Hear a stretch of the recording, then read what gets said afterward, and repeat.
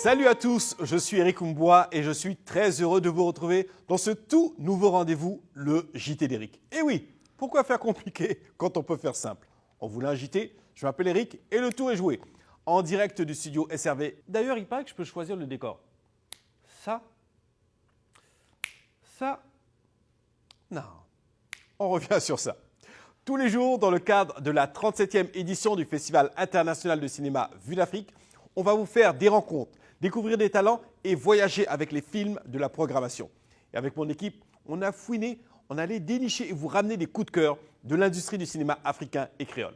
Une expérience digitale qui nous permet de rester en contact depuis Montréal, Abidjan, Haïti, Paris, bref, le monde.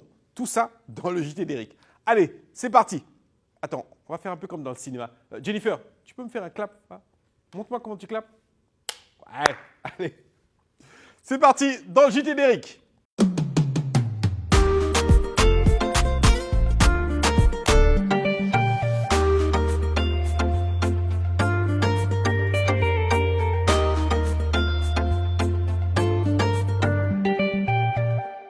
Merci de nous suivre avec le hashtag Vue d'Afrique 2021. On reçoit déjà beaucoup de messages et c'est un bon moyen de garder le lien, même si on ne peut pas se retrouver vraiment physiquement.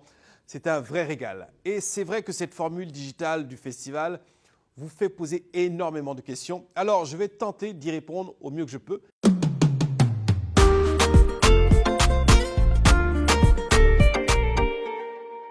On va voir qui nous écrit aujourd'hui. C'est Elisabeth de Sherbrooke qui veut savoir est-ce que les films sont accessibles de façon gratuite? Est-ce que c'est payant? C'est ça la vraie question. Tout est totalement gratuit, chère Elisabeth, que ce soit sur la plateforme de tv5uni.ca ou sur le site vuedafrique.org. Le public peut visionner gratuitement les films de la programmation, mais uniquement pendant 48 heures sur la plateforme de tv5uni.ca. Mais sur le site internet de Vue d'Afrique, tu peux y aller comme tu veux. Prochaine question qui nous est posée par Kadi de Dakar. Bon, est-ce possible de voir les films depuis le Sénégal? Nagadef à mes frères. Oui, mais pas tous les films. Afin de permettre aux films d'être programmés dans d'autres festivals à travers le monde, l'accès aux 100 films diffusés sur la plateforme de notre partenaire tv5uni.ca est géo-bloqué au niveau du Canada. Mais nous avons 54 autres films qui, eux, sont accessibles sur le site vuedafrique.org. Aussi, tous les films du samedi 17 et du dimanche 18 seront accessibles, et ça, dans le monde entier. Alors, reste connecté, Kadi. Autre question et dernière, c'est Klaus de Montréal qui nous propose cette question. Ouais, j'aimais beaucoup les débats après les projections en salle. Il faudra attendre le retour de Vue d'Afrique en salle pour y assister de nouveau. Ouais. C'est vrai que le fait de pouvoir se réunir était quelque chose d'assez agréable et d'échanger, mais on a une autre solution de créer cette interaction avec les réalisateurs et le public. Suivez les webinaires et on vous donne l'horaire à l'agenda à la toute fin du JT d'Eric.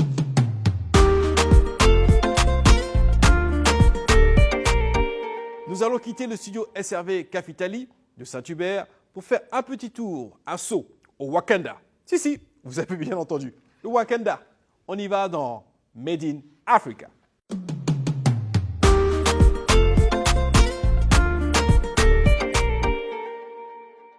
Qu'il s'agisse de musique ou de bonne bouffe, les cultures africaines rayonnent de plus en plus à travers le monde. Au cinéma, c'est notamment les différents styles, les couleurs et les formes de la mode africaine qui crèvent l'écran. D'ailleurs, vous aurez remarqué que je ne suis pas en reste. N'est-ce pas les gars? Ouais, pas mal. Ouais, il doute. Il est jaloux. Comme on dit chez nous, qui va se négliger? Et je porte d'ailleurs une petite veste de Manic Fashion. Et je vous invite donc à plonger dans cet univers fabuleux avec un sujet de Dédi Bilamba.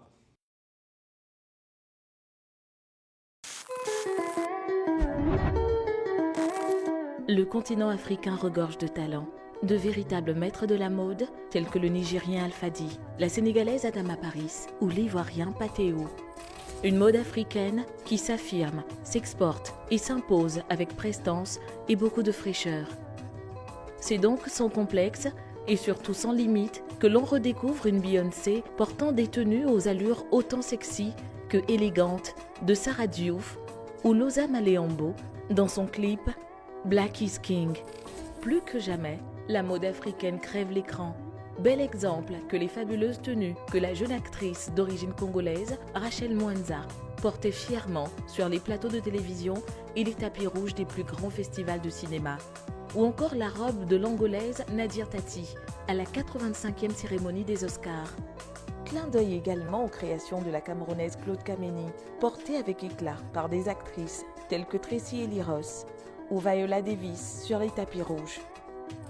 Plus récemment, sous la direction de la célèbre costumière américaine Ruth Carter, la mode africaine a rayonné dans 2 films à grand succès que sont Black Panther et Un prince à New York 2. Dans le succès phénoménal de l'année 2018, Black Panther, on retrouve ainsi les élégantes écharpes du designer nigérian Ikiri Jones. Dans Un prince à New York, Ruth Carter a collaboré avec bon nombre de pépites africaines, telles Loza Maléambo, Nurkinfi du Burkina Faso ou Mimi Plagne du Ghana. Un ravissement pour les yeux et surtout une fierté de voir ces designers briller à travers le grand écran, ou plutôt nos ordinateurs en ce moment.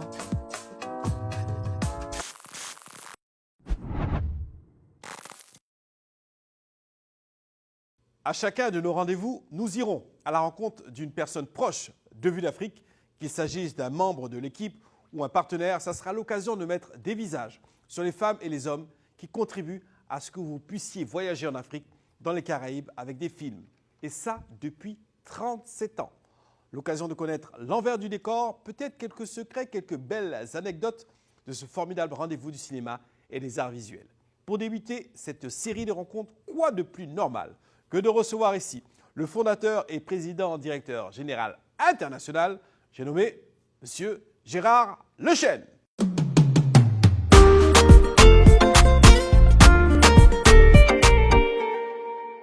Ah, si on avait du public, on aurait eu des applaudissements. On en a besoin. Félicitations à toi, ton équipe. On a envie de savoir d'où est partie cette aventure. Un mot rapide sur la genèse de ce festival. Ah, la genèse, c'est 1985. En fait, on avait, avec un petit groupe, vraiment le sentiment que l'Afrique, à l'époque, c'était vraiment presque aussi loin que la Lune. Hein. Et donc, on avait décidé, même, on avait l'un d'entre nous là, qui avait assisté à une conférence de presse et il avait posé la question « Pourquoi il n'y a jamais de film africain ?» On lui avait répondu « Ça n'existe pas ». Et donc, on s'est dit ben, « On va relever le défi et on va faire une semaine de cinéma africain ». Et grâce à Robert Daudelin, à l'époque, à la Cinémathèque québécoise, on a présenté une semaine de cinéma africain. Au départ, c'était ça, ce n'était pas l'idée de fonder un festival. Mais on avait, parmi nos invités, le festival, le FESPACO, le Festival panafricain du cinéma. De référence, oui. dont Vue d'Afrique est partenaire et jumelé. Alors, justement, c'est ça, on s'est jumelé cette première année. Il y avait le Festival d'Amiens aussi. Et il y avait même le ministre de la Culture, Ouattamou Lamien, du Burkina Faso. C'était la grande époque Sankara et tout ça. Il était venu pour une conférence et il a assisté à la première de Vue d'Afrique, mais on ne savait pas que c'était la première. Et donc il a dit, mais puis c'est formidable, l'année prochaine d'ailleurs, parce qu'à l'époque de Sankara, c'était l'égalité. Hein. Oui. Nous, on est venus, maintenant vous allez venir. Et donc l'année prochaine, en 86, on est allé au Burkina Faso montrer une semaine de cinéma québécois. Wow. Ah non, ça a été extraordinaire. Et là, on s'est dit aussi, il y avait une atmosphère extraordinaire. On a dit, on va se jumeler pour sceller ça. Et donc, effectivement, depuis 37 ans, d'ailleurs, il y a 2 ans, en 2019, à l'ambassade du Canada, il y a eu une grande réception. Tous les secrétaires généraux, les directeurs de toutes les éditions précédentes du FESPACO étaient là. Ça a été une fête extraordinaire. On fêtait 35 ans de jumelage. Juste ça. Ah non, c'était tout à fait extraordinaire. Bravo, bravo. Alors, quel est votre sentiment concernant la transition numérique du festival? Ah, ça, c'est un souvenir plus récent. C'est l'année dernière. Ça fait même pas... Il y a tout juste un an, là. C'était le 16 mars. On apprend, allez, on se confine. Donc, fini, plus de festival et tout ça. Et on panique à ce moment-là, qu'est-ce qu'on fait Ah, bah, on était consternés, mais on s'est dit, bah, on va essayer quelque chose quand même, on ne peut pas ne rien faire. Et on s'est retourné et en un mois, aux bonnes dates, on a présenté le festival numérique et de façon assez renversante d'une certaine façon, ça a été une réussite. Alors, quel serait le top 3 des temps forts de Vue d'Afrique depuis sa création? Quelques temps forts, Dites-moi. on a eu par exemple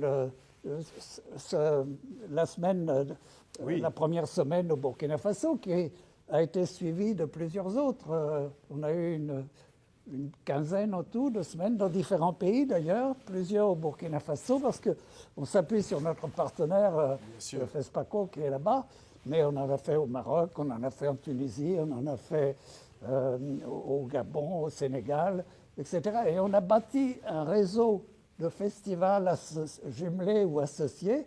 Le dernier jumelage s'est tenu en 2019 au Rwanda. On s'est jumelé avec l'African Film Festival, qui est bilingue quand même, et ça a été aussi un très beau jumelage. Donc, on a un réseau de 15 festivals jumelés, ce qui donne une possibilité de richesse de la programmation extraordinaire.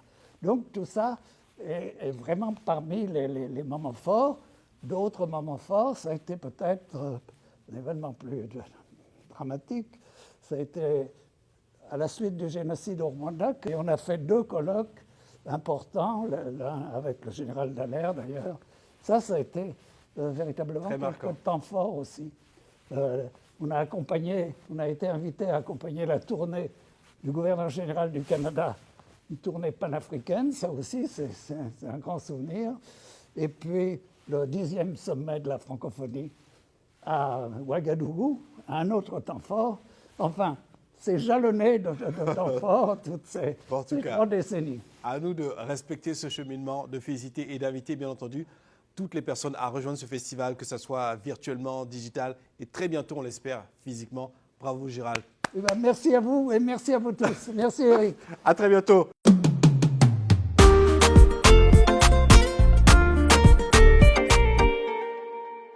La 37e édition de Vue d'Afrique, c'est plus de 150 films.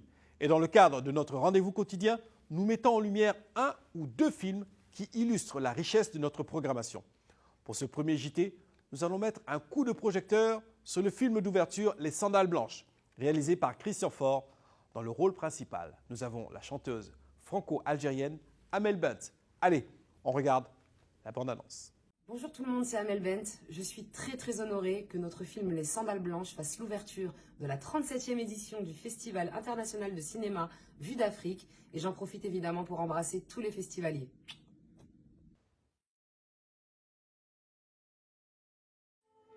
Et ta mère, elle est jamais venue te voir? Non, jamais. Elle croit que j'ai honte d'elle, d'où je viens, de ma famille, de sa religion. Elle a toujours pensé que j'aimais pas sa cuisine, alors que c'est juste que je déteste le tagine et la semoule. Tout à l'heure dans la rue, c'est la première fois que je la revoyais depuis la naissance d'Isabelle.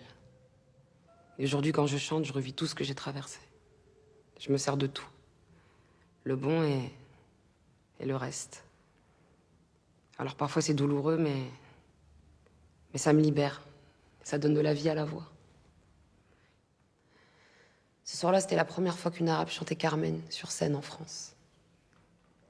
Et des hommes et des femmes de banlieue, il n'y en avait pas beaucoup dans la salle. Ni des noirs, ni des arabes. C'est pour ça que t'es devenue la diva des banlieues. Mais c'est pour ça. C'est pour ma mère, pour mes frères, pour mes sœurs. C'est pour mon père aussi, pour Gabriel. Et c'est pour toi aussi. Tu sais, un jour, tu pourrais chanter dans une salle comme celle-là. C'est pas parce que t'es de banlieue que t'as pas le droit. Alors oui, tu devras travailler plus que les autres, mais t'as ta chance si tu y crois. Et ton frère sera fier de toi. Ou bien il fera comme ta mère.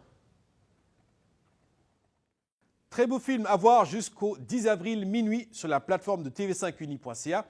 Bien que le film se passe en France, l'Algérie est bien présente, notamment à travers le personnage de Malika. L'Algérie est le plus grand pays du continent africain.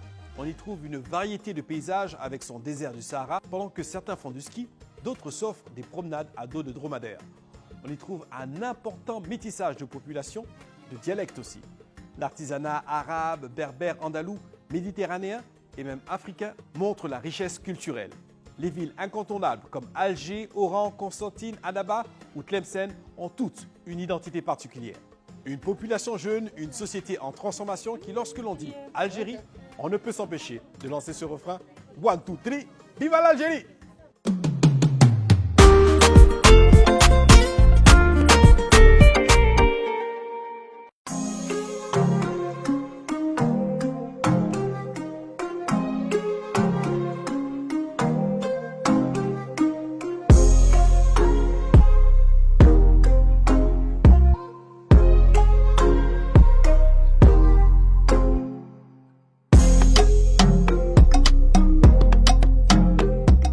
C'était le JT d'Eric spécial Festival international Vue d'Afrique, un concentré d'informations, de découvertes et de partage pour découvrir justement le cinéma africain et caribéen et profiter au maximum de cette 37e édition.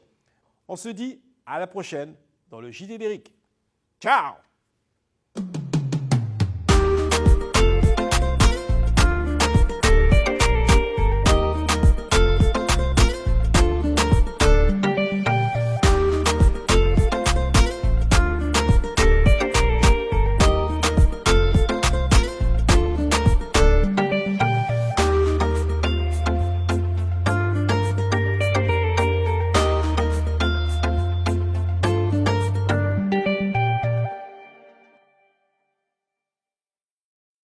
Le Festival Vue d'Afrique s'invite chez vous.